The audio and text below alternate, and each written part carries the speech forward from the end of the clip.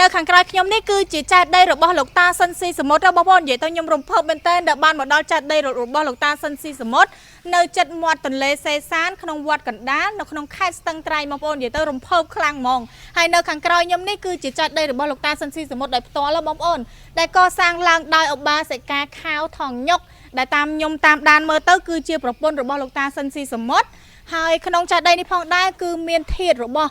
លោកឪពុកខៅថងសុតដែលអាចថាហើយនឹងម្ដាយគាត់ទៀតបងប្អូនម្ដាយគាត់ឈ្មោះដួងខំដែលជាឪពុកម្ដាយរបស់ប្រពន្ធលោកតាសិនស៊ីសមុទ្រដែលផ្ទាល់តែម្ដងហើយក្នុងនេះផងដែរប្រពន្ធរបស់លោកតាសិនស៊ីសមុទ្របានឧបកិច្ចថាឧទាហរណ៍ថាឧបកិច្ចដូចជាមានធាតុនៅក្នុងនឹងអញ្ចឹងបងប្អូនក៏ប៉ុន្តែអត់មានធាតុរបស់លោកតាសិនស៊ីសមុទ្រទេ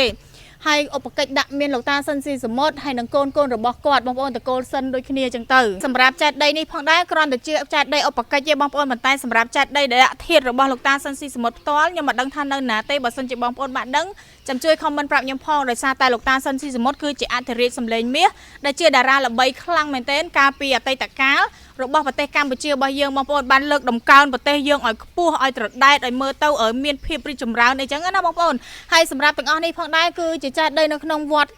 កណ្ដាលក្នុងខេត្តស្ទឹងត្រែងបងប្អូនច្រើនខ្លាំងមែនទែនយើងអត់ដឹងថាចាស់ទុំណាខ្លះយើងអត់ដឹងថាអ្នកណាខ្លះទេគ្រាន់តែយើងដឹងថាចែកដីមួយនេះផ្ទាល់គឺជាចែកដីដែលឧបកិច្ចដាក់ធាតុរបស់លោកតាសិនស៊ីសមុទ្រនិយាយទៅខ្ញុំរំភើបបងប្អូនដោយសារតែបានមកគោរពបូជាចែកដីរបស់លោកតាសិនស៊ីសមុទ្រក៏ដូចជាក្រុមគ្រួសាររបស់លោកតាសិនស៊ីសមុទ្រហើយអ្វីដែលកំសត់បំផុតកូនទាំង3ដែលបានដាក់ឈ្មោះនៅលើចែកដីនេះគឺសុទ្ធសឹងតែកូនគាត់ទាំងអស់ហើយត្រូវបានលាចាកលោកទាំងអស់បងប្អូនហើយខ្ញុំចាប់អារម្មណ៍ឈ្មោះកូនគាត់មួយកូនសិនប្រាសាទសង្វាអូយបងប្អូនឈ្មោះប្លែកមែនទែននិយាយទៅគាត់បកកាយរនឹកដាក់ឈ្មោះកូនមែនទែនហ្មងអាចថា